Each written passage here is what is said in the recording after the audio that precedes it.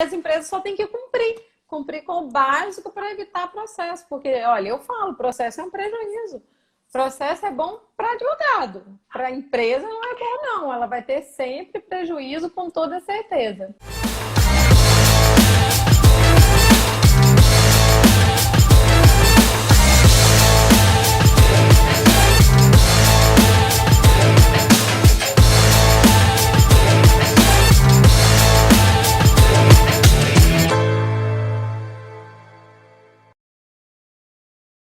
Boa noite, Maiara. Olá, boa noite. Tudo Boa bem? noite a todos. Tudo bem, e você? Tudo bem. Prazer te receber aqui no Instagram da Prazer Consulting. todo meu.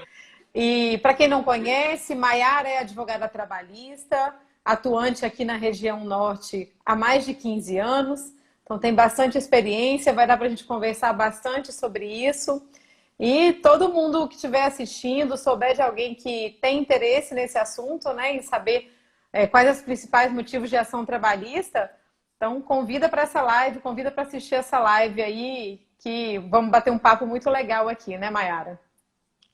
Isso, vamos trocar um pouquinho de conhecimento, aprender um pouco mais também, que a gente sempre aprende, né? Isso aí. Sempre. Maiara, e Sim. o que você pode começar me dizendo aí? Assim, se a gente fosse fazer um top 5 aí dos principais motivos que geram essas ações trabalhistas. O que a gente poderia colocar lá no topo como principal motivo? Então, hoje, falando em, né, passando por esse período de pandemia, né, a gente verificou que aumentou muito as questões do emprego informal, né? As ações por reconhecimento de vínculo de emprego, né? As pessoas utilizando muito do auxílio emergencial do governo, então as empresas acabam caindo numa armadilha aí de é, fazer um vínculo informal sem assinatura da CTPS, né? Dos empregados.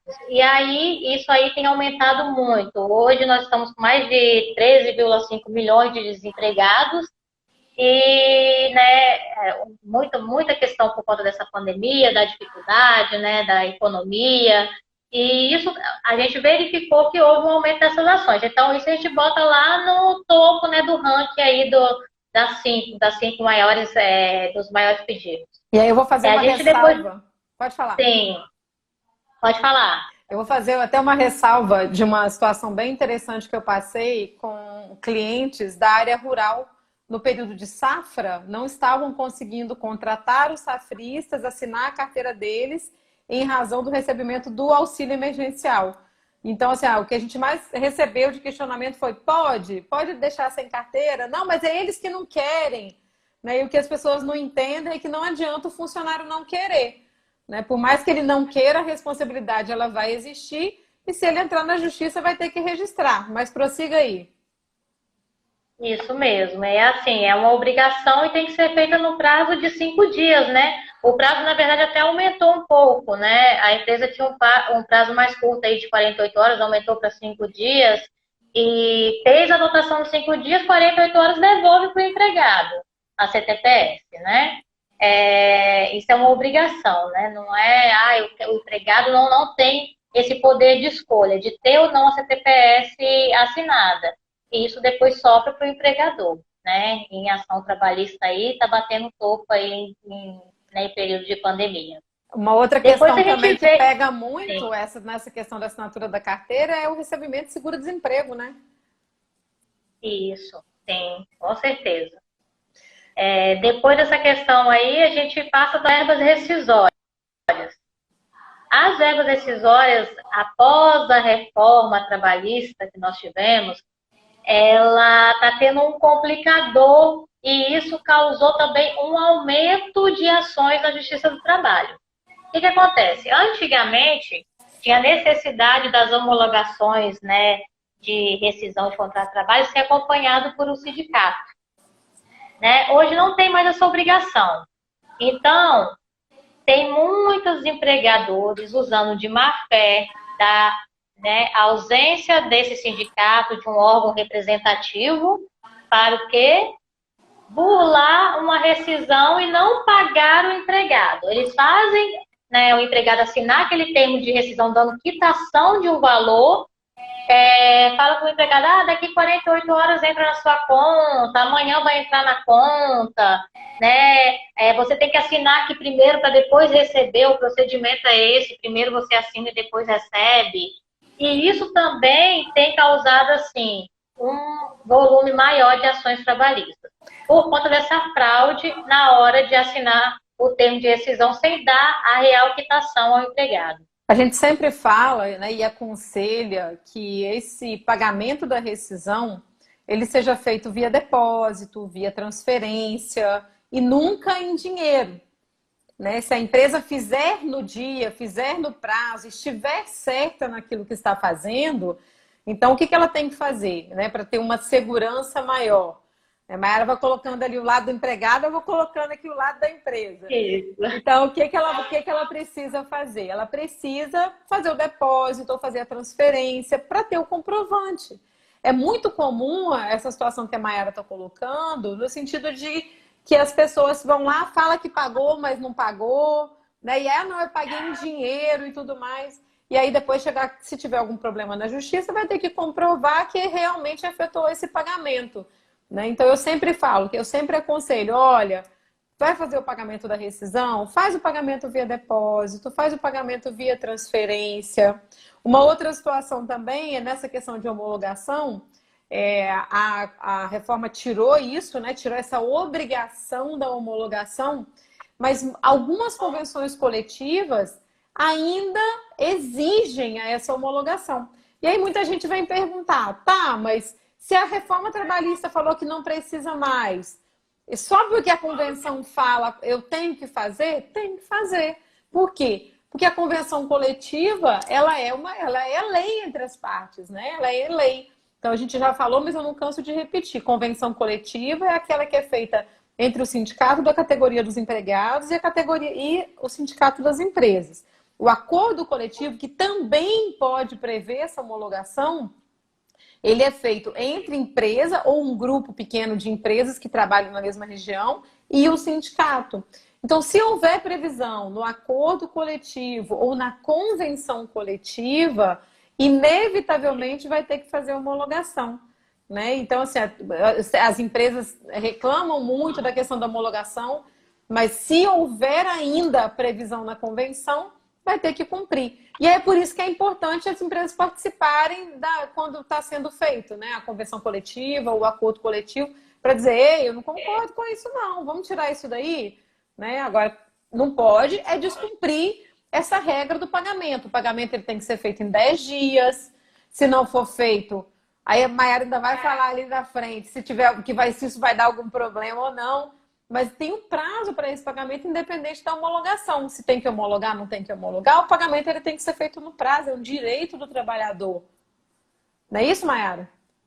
Isso mesmo. Aí a gente passa para o próximo item, que seria a multa do 477.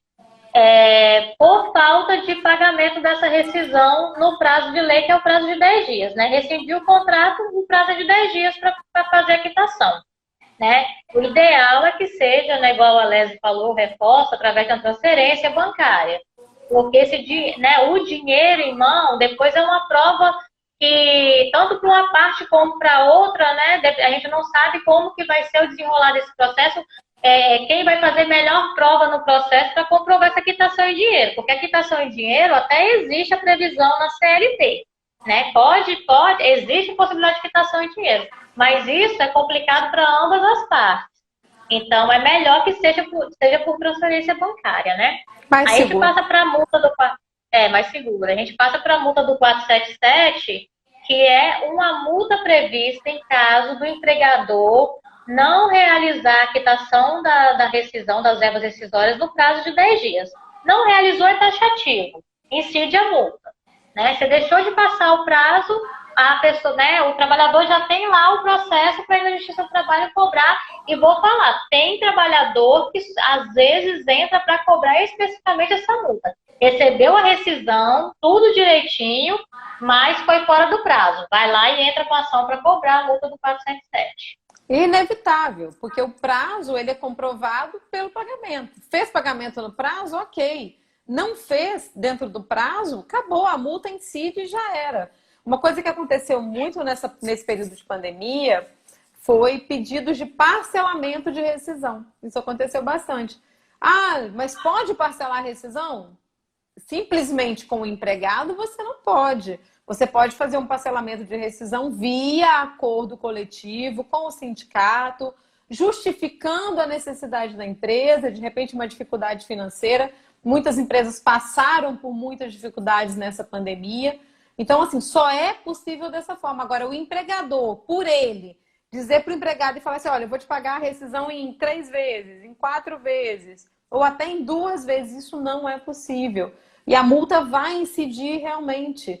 Deixa eu fazer uma ressalva aqui para todo mundo. Quem tiver dúvida, tem uma caixinha aqui com uma interrogação. É só apertar, mandar a pergunta, que mais para o finalzinho da live a gente vai respondendo. A gente já recebeu aí umas 2 perguntinhas aí antes da live, que a gente já vai responder também. Mas se vocês forem tendo dúvidas, pode encaminhar que a gente vai, dentro do possível, vai responder. Pode continuar, Mayara. Então, essa aqui não é tão comum como uma 477. Então, né, ela existe também, as pessoas também procuram a justiça, mas a 477 ela é mais buscada nas vias judiciais. Mas a 467 é quando tem controvérsias, né? O artigo 467 da CLT, quando tem controvérsias sobre o valor da rescisão. Às vezes o empregador e o empregado não chegam, né, a um acordo.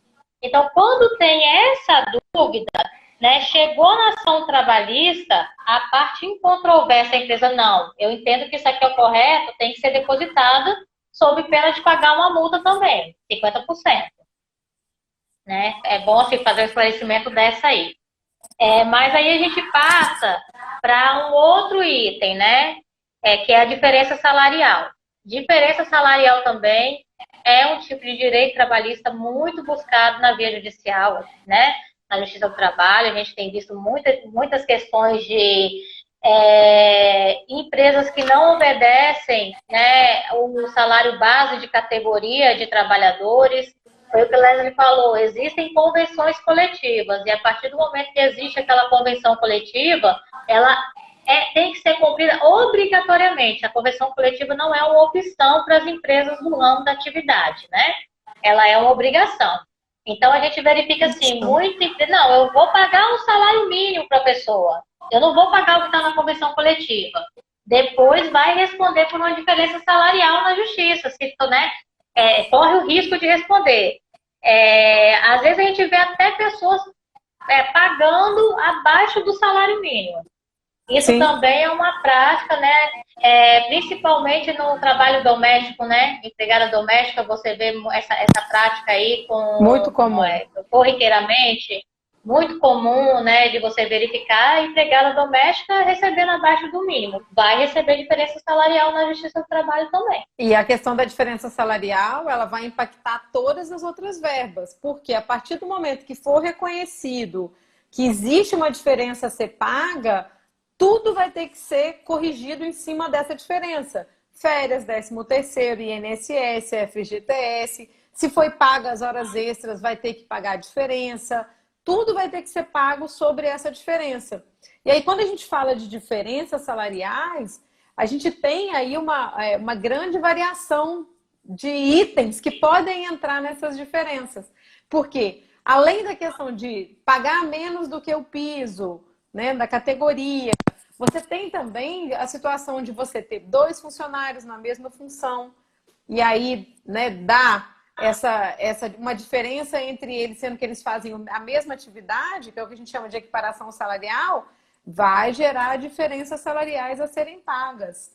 Né? E essas diferenças, eu falo, é um processo muito caro, e pode impactar a empresa de uma forma assim, irreversível. Por quê? Se a empresa, vamos colocar no primeiro exemplo que a Mayara deu, que a empresa escolhe que vai pagar abaixo do piso, ou sequer tem conhecimento da convenção coletiva, porque infelizmente isso acontece muito. Algumas empresas começam a trabalhar na atividade, não procuram saber se existe uma convenção coletiva que define ali um piso salarial, define para ela ali um salário, sai pagando, e quando o funcionário descobre, opa, tem um sindicato, tem uma convenção coletiva, entra, quantos funcionários tem? 10, 20, 30, né? Quantos funcionários tiver, vai ser diferença salarial para todo mundo. Isso vai impactar de uma forma muito negativa a empresa. Da mesma forma, se houver essas questões de equiparação salarial, que também gera pagamento de diferença salarial e impacta também de forma absurda a empresa, e dependendo da quantidade de funcionários, porque às vezes você tem um funcionário que é muito bom, que eles falam, esse funcionário é muito bom, eu tenho que pagar mais para ele. Você não tem que pagar mais para ele porque ele é muito bom. Se ele faz a mesma coisa que o outro, ele tem que receber a mesma coisa que o outro. E o pagamento de diferença salarial a gente vê de uma forma tão frequente na Justiça do Trabalho que, assim, assusta. E a gente fica pensando, gente, mas o pessoal não pensa na hora de contratar, né? Tem que verificar a convenção, ver se está pagando certo, se não tem outro funcionário que está na mesma função. São coisas simples que a empresa pode fazer para poder resolver a questão de não ter diferenças a pagar, não é isso? Exatamente, e foi o que a Leslie falou, porque às vezes a pessoa também assim, eu vou correr o risco, é uma diferença aqui só de salário, e aí não pensa nos reflexos dessa diferença salarial. E você chega a um montante assim de condenação de valores altíssimos, porque os reflexos, né, em tudo, você vai ter reflexo em FGTS, em férias, 13º, em tudo. Então, às vezes, a pessoa, né, o empregador até faz por escolha, vou pagar o mínimo aqui mesmo, e depois a diferença é pouca, mas não faz o cálculo dos reflexos dessa diferença salarial. Exatamente. Esse cálculo, ele é um cálculo gigantesco. E uma coisa que as ações trabalhistas, elas têm é um custo ao final dela, que não é o de pagamento do funcionário, que é para calcular essas verbas, né? Que é o custo da perícia. Porque um processo trabalhista, ele começa com os valores informados pelo reclamante. A empresa vai fazer a contestação, ela vai apresentar documentos, ela vai dizer o que está certo, o que ela entende que está certo, o que ela entende que está errado. O processo vai ter a instrução, vai ter a audiência, vai ter tudo. E depois o que vai acontecer? Quando o juiz der a sentença, ele vai encaminhar esse processo para um perito calcular. Né? Ele vai dizer assim, olha, você vai ser responsável pelo pagamento também do perito, que vai fazer um cálculo de quanto você vai ter que pagar. E quanto mais complexo o cálculo, mais caro é o perito. É um custo a mais que a empresa vai ter. Né? E às vezes você tem isso por uma bobeira. Eu tive uma empresa que eu trabalhava em Belo Horizonte, na verdade ela não é de Belo Horizonte, ela era do Rio, mas tinha uma filial em Belo Horizonte, e eles tinham 8 funcionários. E um deles recebia mais que o dobro que os demais. E aí, nessa condição de receber mais que o dobro, claro que os outros entraram com pedido de equiparação, pedindo as diferenças salariais. E eu perguntei para o gerente, falei assim, tá, mas o que ele faz que ele é tão bom? Não, ele é o melhor funcionário que eu tenho, ele é muito bom, ele é excelente. E a gente acreditava que realmente o cara fosse excelente. E o cara foi lá para testemunhar, para dizer que ele fazia algumas coisas diferentes e tudo mais. Quando eu olhei para o cara, eu falei, esse cara não pode ser muito bom. O cara tinha um jeito, assim, que ele não queria nem trabalhar mais, ele já estava cansado, ele já estava velho lá no serviço, mas ele ganhava mais que o dobro que os outros. A empresa ganhou 8 processos, perdeu na justiça os 8 processos e teve que pagar diferenças salariais para 8 funcionários, e era um salário muito alto. Então, assim, será que compensa realmente correr esse risco da pessoa entrar na justiça para receber isso? É um caso muito a se pensar. É verdade. Então, vamos seguindo aqui no ranking? Vamos lá. É isso. A próxima aqui que a gente vê muito é, assim, as questões de horas extras. Prestação de trabalho extraordinário, né? Então, isso também são ações recorrentes aí na justiça, né? A gente verifica muita empresa, assim, extrapolando os limites, mas extrapolando de uma tal maneira que a gente chega, além de receber por horas extras, a gente recebe ações aí por dano também existencial, porque a jornada costuma ser tão extensiva né? E que a justiça, além de condenar a empresa a pagar pelas horas extras efetivamente prestadas, também condena a empresa a um dano existencial aí, né? Que é um dano moral por ter imposto aquela jornada excessiva ao trabalhador. E esse Então, dano existencial tem sido muito discutido pelo Ministério Público do Trabalho, tem combatido muito essa questão do dano existencial, né? E as empresas tem sido feito saques, né? TAC para poder obrigar a cumprir. Então, é muito complicado. E as empresas acham que só porque na lei está escrito que a pessoa pode fazer até 2 horas extras, ela pode fazer 2 horas extras todos os dias, né? E não pensa que, tipo assim, isso está desgastando o funcionário. O aumento muito grande, né? O aumento muito grande ficou bem redundante, mas o aumento de horas extras de forma excessiva, ele vai também causar uma perda de produtividade, pode causar acidente de trabalho. Isso acontece com muita frequência, né? A pessoa acaba ficando muito cansada, não vai ter mais a mesma atenção para fazer o serviço. E isso é muito complicado, né? E a questão das horas extras chama atenção para a gente de uma coisa que as empresas elas são muito indisciplinadas, que é a questão do controle do ponto.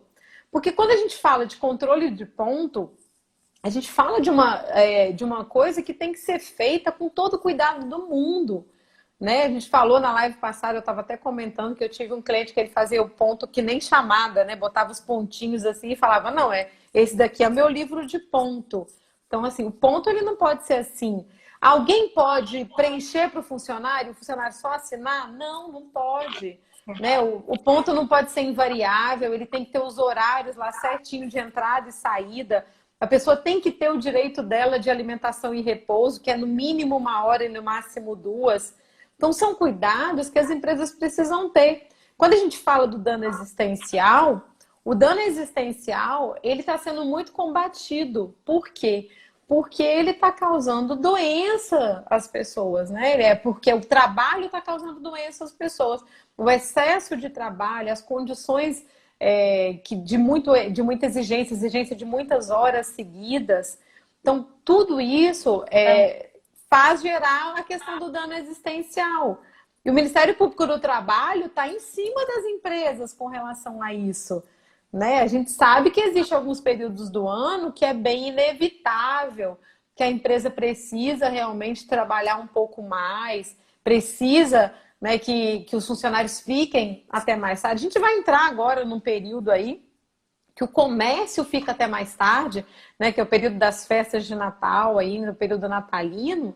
Existe um horário programado para isso, mas existe o quê? Uma programação. As empresas contratam outros funcionários para dar suporte, contratam outras pessoas e não exigem além das forças do funcionário. E o dano existencial é isso, é quando a empresa ela exige do funcionário o trabalho além das forças dele, por muitas horas seguidas. Né? Outra coisa que tem que ser respeitada é o intervalo entre uma jornada e outra, que tem que ser de 11 horas. E aí, se você coloca a pessoa para trabalhar até meia-noite, depois no outro dia ela tem que pegar às 8 da manhã, você está ferindo esse intervalo, você está ferindo o descanso da pessoa. Então, assim, essa questão de horas extras é muito complicado. E um ponto aí que eu vou te adiantar aí, que eu acredito que você vai falar, é a questão de que eles fazem hora extra, paga por fora e não estão indo contra-cheque. Exatamente. E depois tem que pagar tudo com reflexo, né? E outro ponto, Leslie, que é importante ressaltar, também são as convenções coletivas aqui para as horas extras. Porque, às vezes, a empresa não se atenta às convenções coletivas, tem um percentual lá diferente do que está na CLT, dos 50%, às vezes faz um acordo coletivo lá, uma convenção coletiva que coloca o percentual de 70%, e a empresa não observa, e aí também gera uma diferença de horas extras aí, porque o que vai valer é a convenção coletiva. Sim. A gente vê muitas essas situações também. É porque a CLT, ela determina o básico, né? Que é o pagamento de 50% e 100% quando for domingo e feriado. Agora, as convenções coletivas, elas podem definir outros percentuais.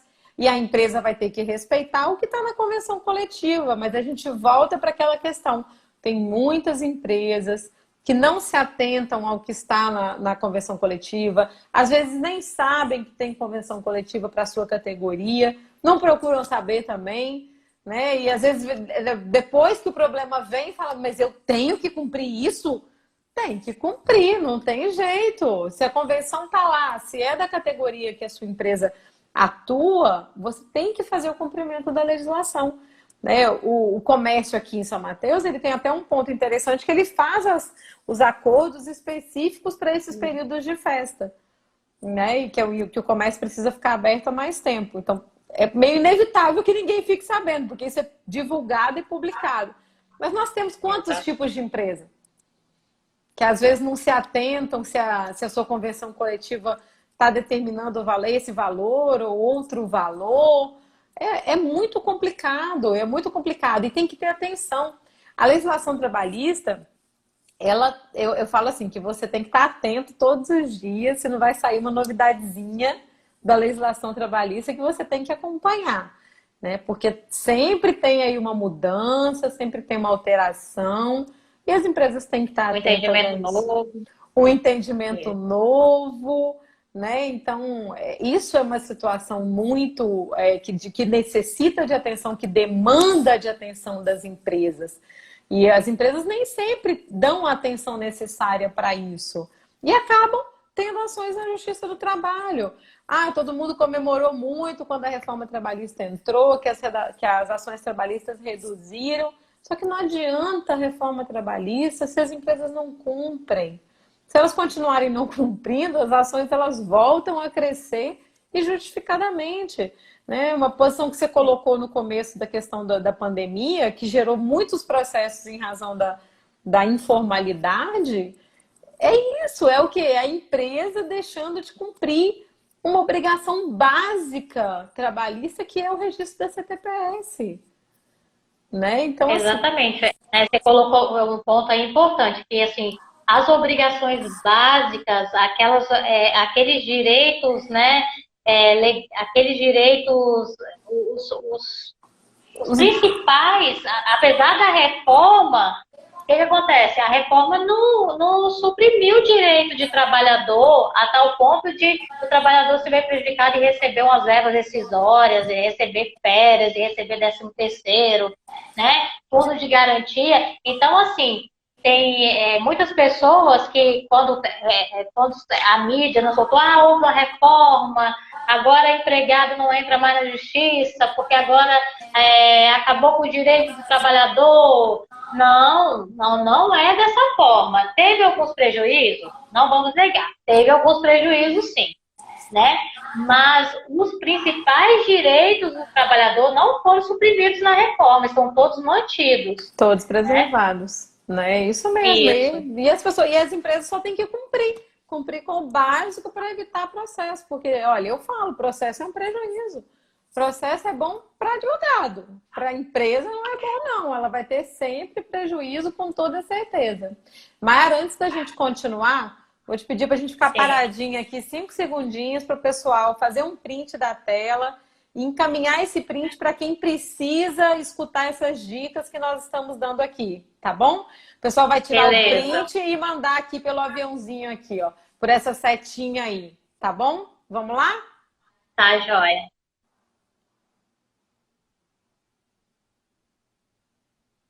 Aí, acho que deu. Então vamos continuar então. Será que a gente falou tudo de horas extras?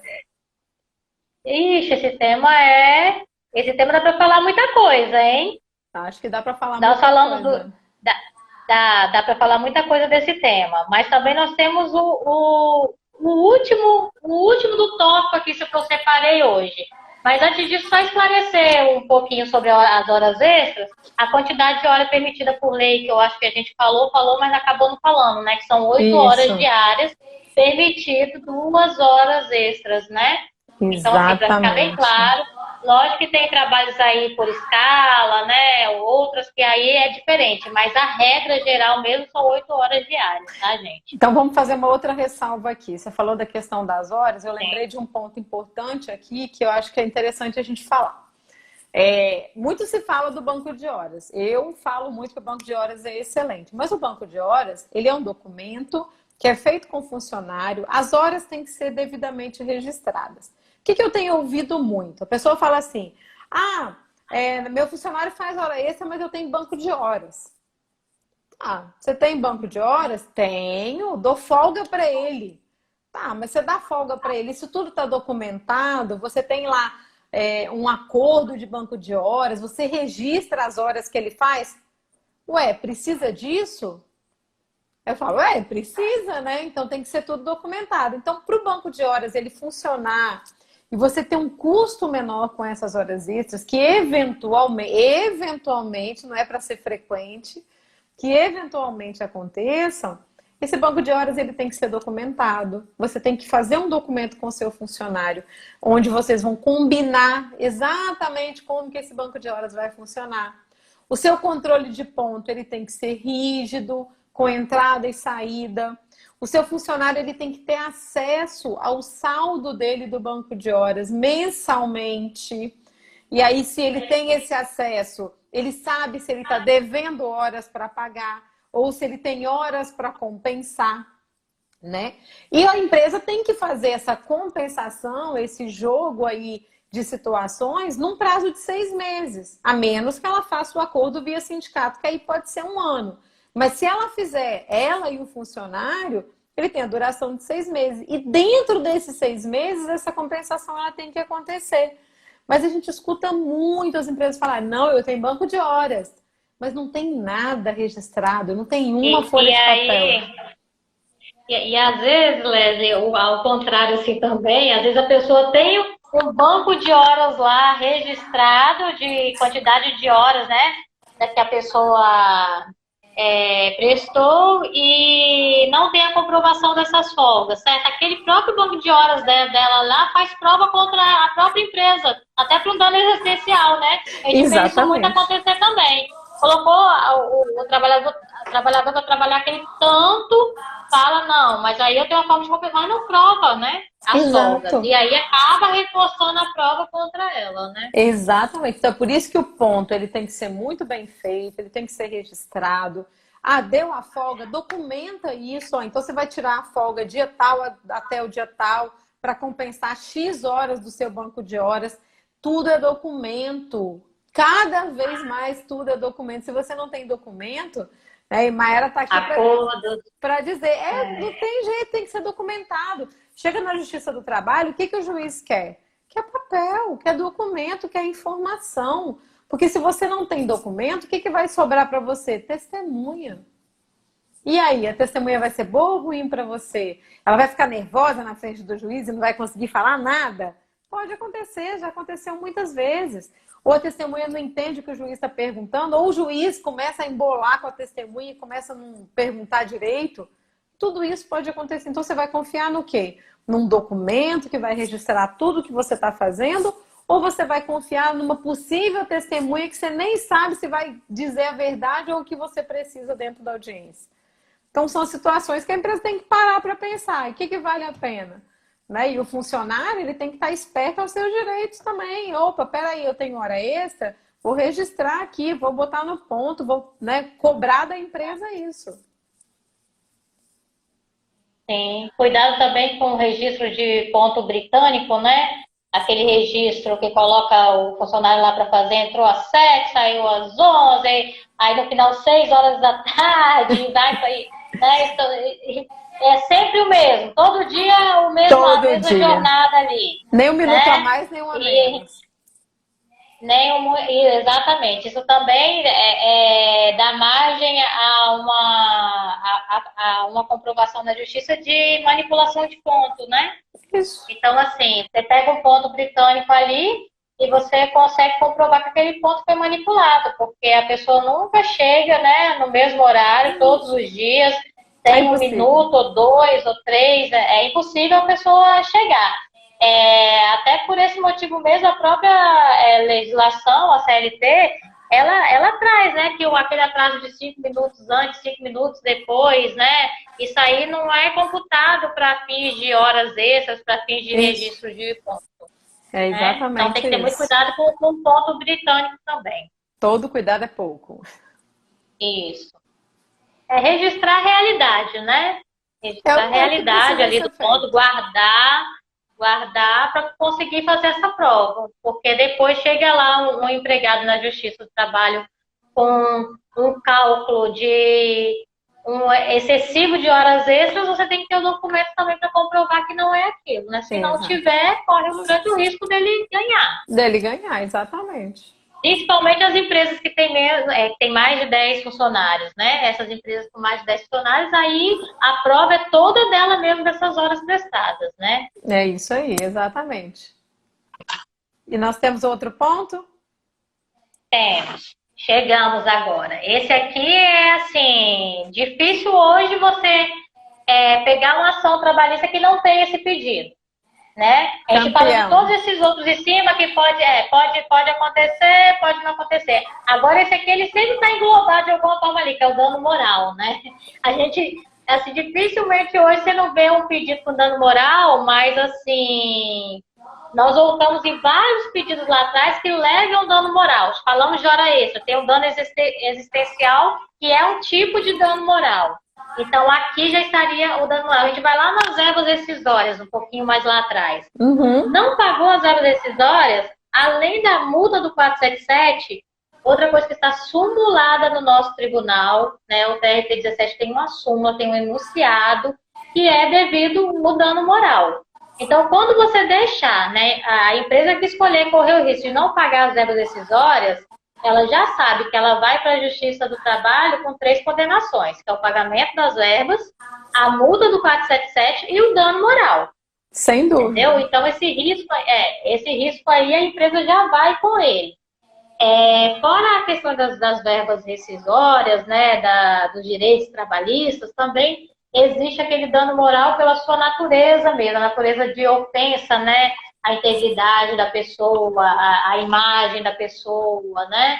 Então, às vezes a gente passa por situações de danos morais, de constrangimento mesmo. Assédio Então, moral. assédio moral na empresa, e tem sido muito buscado hoje em dia, né? As pessoas hoje em dia não aceitam mais esses maus tratos, né? Às vezes você pega aí o empregador mais com... Antigamente a justiça, né, as pessoas não procuravam tanta justiça para Tanta esse tipo justiça. de questionamento, Quanto né? hoje. Então hoje você vê um número excessivo da busca pelo dano moral, pela ofensa mesmo, pelo assédio moral. As pessoas têm procurado mesmo, É né? muito Aquele comum. tratamento desumano, né? O tratamento desumano.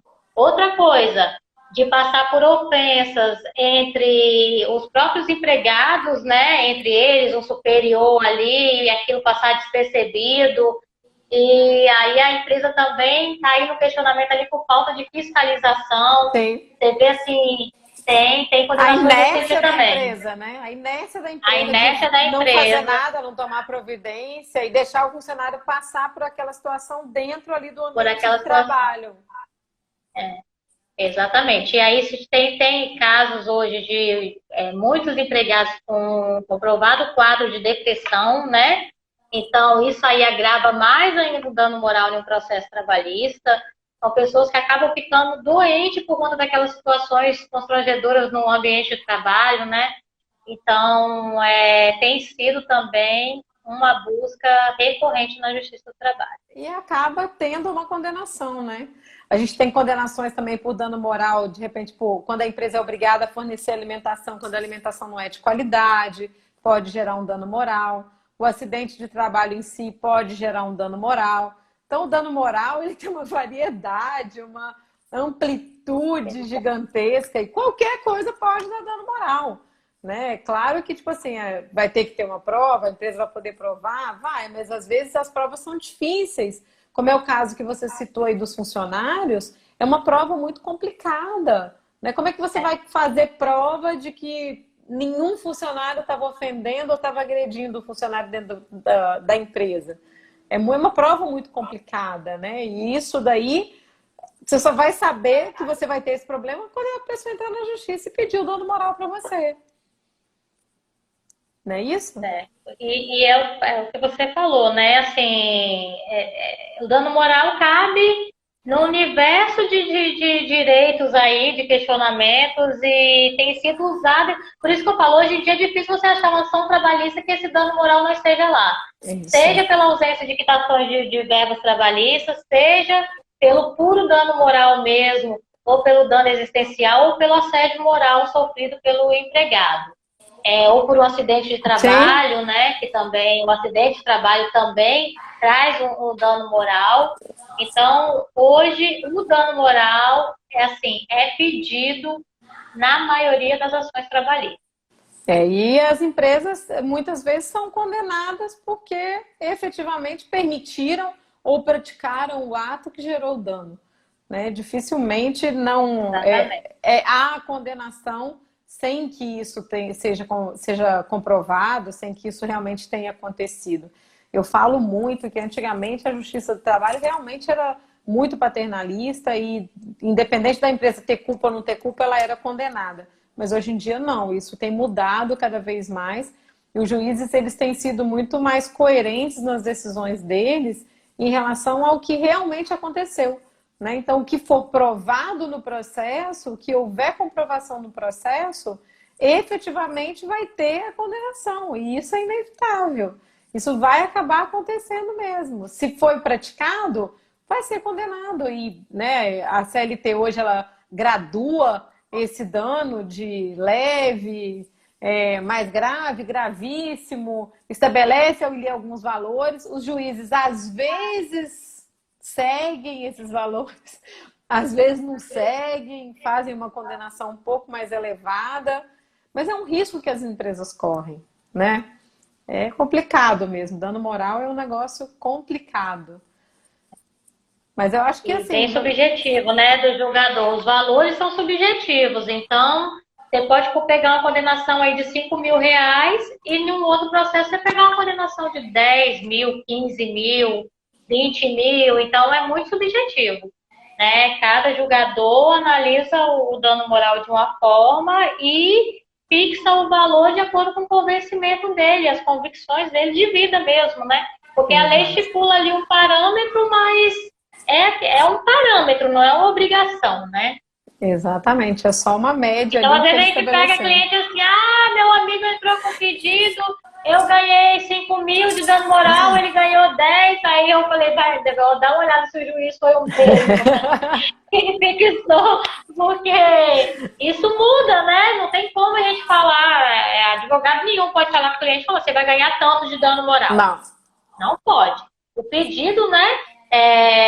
Igual eu falei, nas verbas rescisórias aqui, a gente tem entendimento simulado e a gente sabe que a condenação ao dano moral vai ser uma consequência ali da não quitação das verbas rescisórias.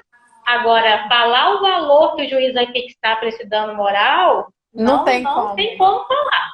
É impossível, não tem possibilidade não. Cada juiz tem um pensamento totalmente diferente.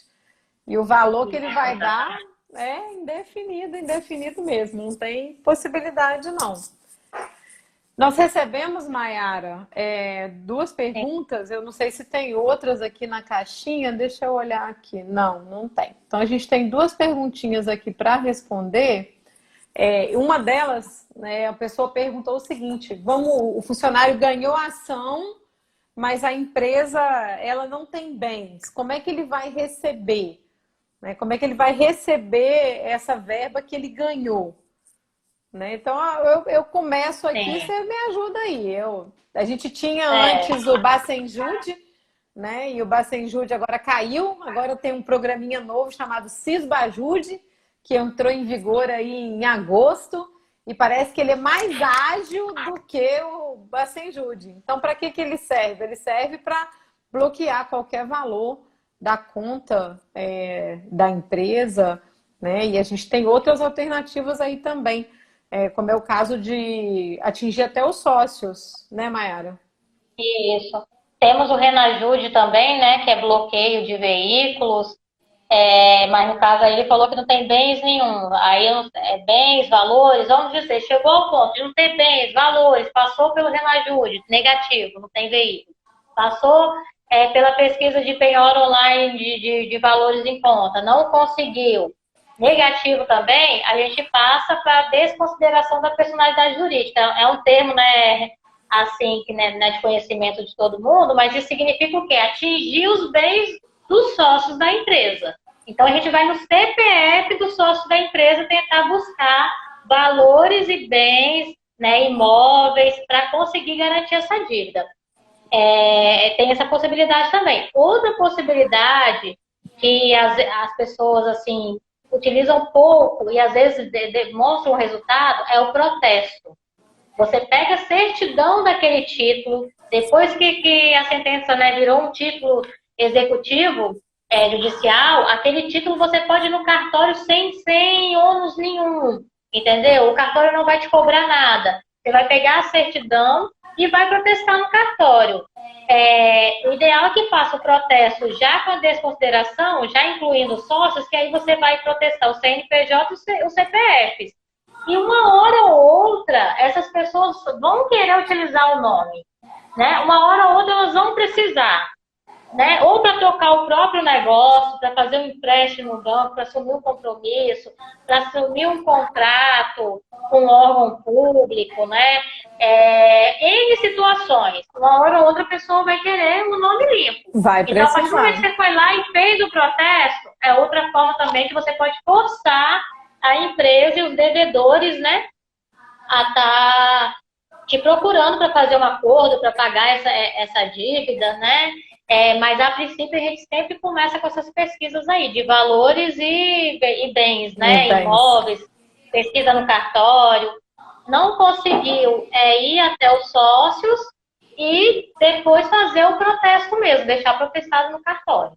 E aí você aproveita o protesto. Serasa, SPC, né? Tem todos esses órgãos também. Já tem a certidão de débito trabalhista também, certidão do CMDT, que se a pessoa tiver cadastrada lá em banco, ela não faz nada. E aí isso daí auxiliado pelo protesto, com certeza a pessoa vai conseguir chegar a algum lugar. Pode até demorar um pouquinho mais para receber, mas que vai conseguir receber, vai conseguir. Espero que a gente tenha conseguido responder a pergunta aí. A outra pergunta que nós recebemos foi a respeito de funcionária grávida, né? Se ela pode ser demitida por justa causa. E aí eu começo falando, você vai me ajudando aí.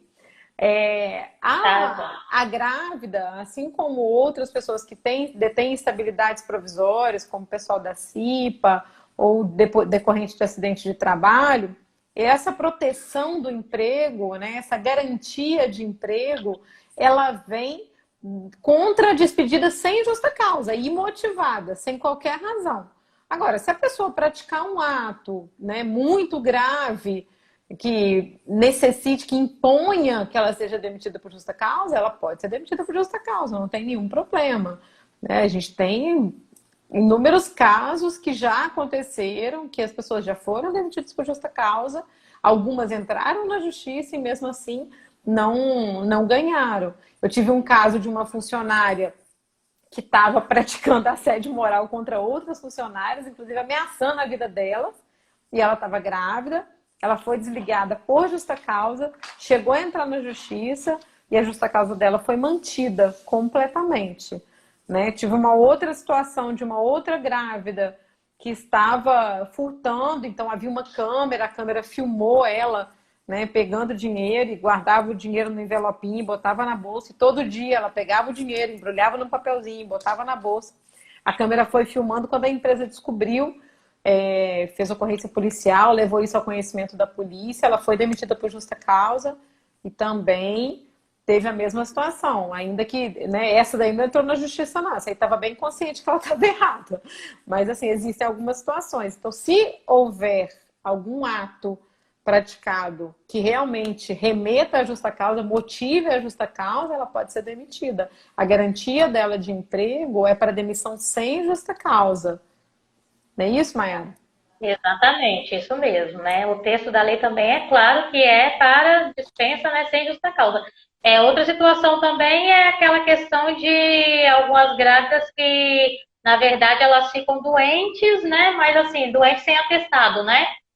simplesmente não vai, porque se vê abarcado aí pelo esse manto da estabilidade e deixa de comparecer. E isso também é motivo de justa causa. 30 dias seguidos sem um comparecimento ao serviço é motivo de justa causa. Abandono de Então, emprego. né? Não, mas é porque eu estava passando mal, não tem um atestado, não tem nada. Está grávida, não pode trabalhar porque está passando mal, mas não faz a comprovação e isso também é motivo de justa causa.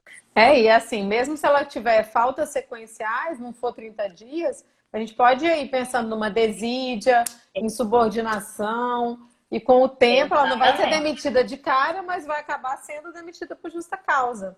E sobre primeiro, a empresa é bom aplicar uma advertência, né? Suspensão. Suspensão, para depois chegar na justa causa nesses casos aí. No abandono não. Deu 30 dias, é abandono de emprego e não tem jeito. Se praticar um ato muito grave, quebrou a confiança, não tem como não prosseguir também, não tem jeito, vai ser demitida por justa causa.